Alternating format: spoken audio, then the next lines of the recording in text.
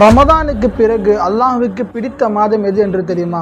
அன்பான இஸ்லாமிய சொந்தங்களே, பெருமானார் ஸல்லல்லாஹு அலைஹி வஸல்லம் சொன்னார்கள், அஃதலுஸ் சியாமி பஅத ரமதான் ஷஹ்ருல்லாஹில் முஹர்ரம்.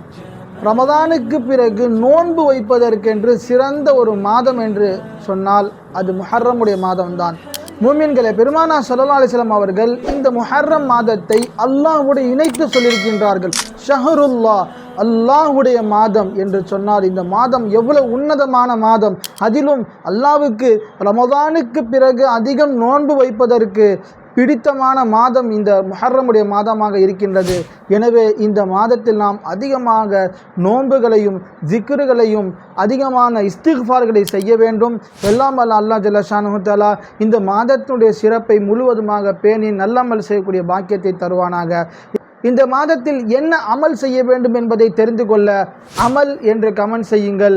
அதே போன்று இந்த நன்மையான காரியத்தை உங்கள் குடும்பத்துக்கும் உறவினர்களுக்கும் ஷேர் செய்யுங்கள். அஸ்ஸலாமு அலைக்கும் வரஹ்மத்துல்லாஹி.